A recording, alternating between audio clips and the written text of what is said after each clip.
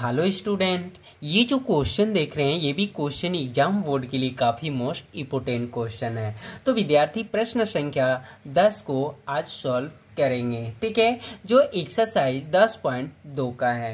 ठीक है, तो क्वेश्चन है विद्यार्थी, सिद्ध कीजिए किसी बाह्य बिंदु से किसी वृत्त पर खींची गई स्पर्श रेखाओं के बीच का कोण स्पर्श बिंदुओं को मिलाने वाले रेखाखंड द्वारा केंद्र पर आंतरिक कोण का समपूरक होता है। तो विद्यार्थी हम लोग जानते हैं कि दो कोणों का योग मिलाकर समपूरक होता है, अर्थात समपूरक का मतलब होता है 180 डिग्री। ठीक है, तो देखिए किसी बाह्य बिंदु से, तो चलिए सबसे पहले हम लोग आकृति के द्वारा समझ लेते विद्यार्थी। तो देखिए यहाँ पे हम आकृति बना चुके हैं।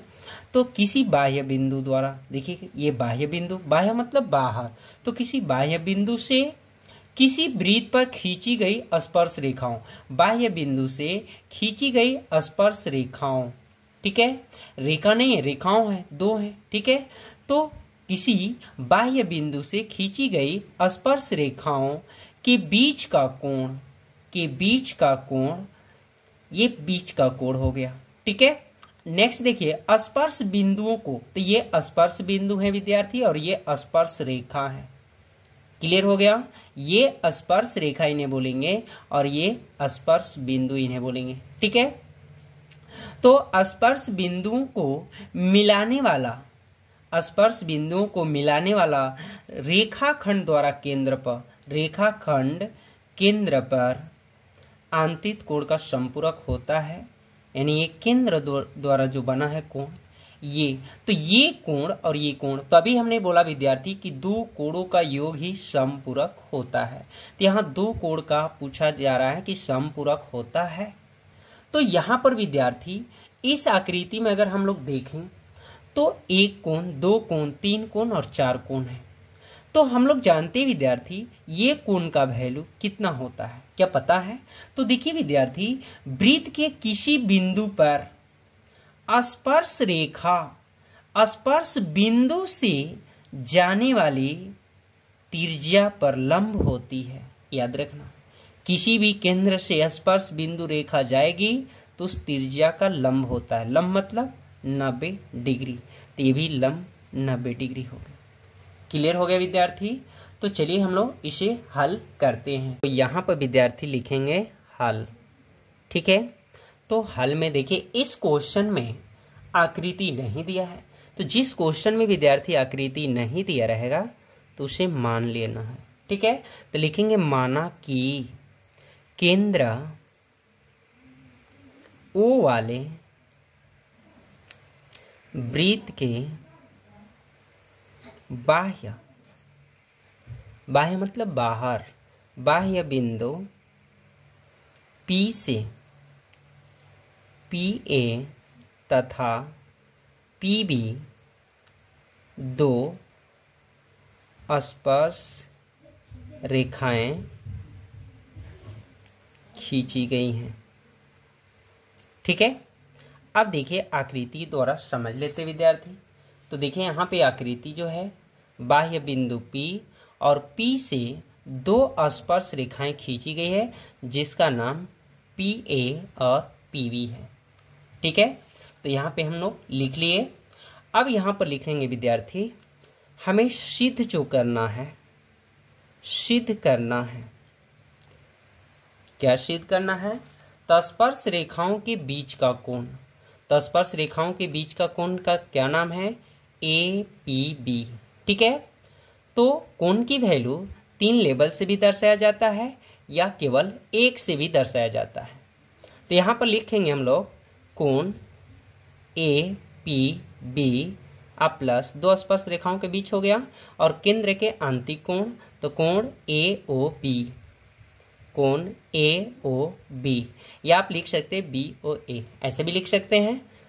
कितने होते हैं? समपूरक 180। तो दो कोणों का योग मिला के समपूरक होता है। या विद्यार्थी आप यहाँ ऐसे भी लिख सकते हैं, क्योंकि मेन कोण बीचोला होता है। 3 अक्षर में कभी भी कोण हो तो मेन कोण बीचोला होता है, ये ध्यान रखना। तो यहाँ पर ये बीच का कोण, कोण P अब प्लस कोण ओ बराबर 180, ऐसे भी लिख सकते हैं। तो दोनों में से कोई एक यूज करना है विद्यार्थी। तो यहाँ तक कंप्लीट हो गया। चलिए नेक्स्ट अब हल करते हैं हम लोग विद्यार्थी। अब देखिए, अब हम लोग लिखेंगे, चूंकि वृत्त के किसी बिंदु पर स्पर्श रेखा स्पर्श बिंदु से जाने वाली त्रिज्या पर क्या होती है, बताया हमने, लंब होती है। तो देखिए, वृत्त के किसी बिंदु पर स्पर्श रेखा स्पर्श बिंदु से जाने वाली त्रिज्या पर लंब होती है। लंब मतलब 90 डिग्री। तो ये भी 90 और ये भी 90 हो गया। तो लिखेंगे, अब लिखेंगे विद्यार्थी, इस प्रकार कोण, देखिए यहाँ पे कोण एक मिल रहा है OBP और इसका एक कोण मिल रहा है OAP। तो लिखेंगे विद्यार्थी OBP इक्वल टू 90 डिग्री और यहाँ भी लिखेंगे OAP इक्वल टू 90 डिग्री। या हम लोग विद्यार्थी बताए हैं तीन कोण का 3 अक्षर संकेत में रहे, जो कोण 3 अक्षरों में संकेत रहे तो मेन कोण बीच वाला होता है। तो कोण A बराबर 90 डिग्री और कोण B बराबर 90 डिग्री, ये लिख सकते हैं ऐसे भी, जैसे यहाँ पे विद्यार्थी हमने समझाया। तो यहाँ तक क्लियर हो गया होगा विद्यार्थी, ठीक है। चलिए अब इसके नेक्स्ट हम लोग बढ़ते हैं। तो विद्यार्थी आप लोग को अनुभव हो गया होगा कि दो कोण का पता चल गया और दो कोण निकालना है। तो बहुत इजी तरीके से हम लोग हल करेंगे। तो देखिए, ये एक आकृति जो बनी है चतुर्भुज बनी है, ठीक है। तो लिखेंगे विद्यार्थी, अब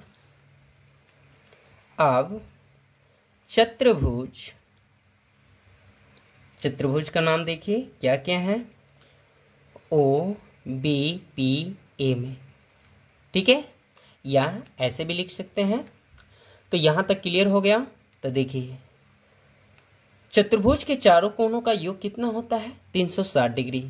तो कोण O प्लस कोण B प्लस कोण P प्लस कोण A बराबर 360 डिग्री। या इस कोण को 3 अक्षर में भी सम्मिलित कर सकते हैं, जैसे यहाँ पे हमने बताया, ठीक है।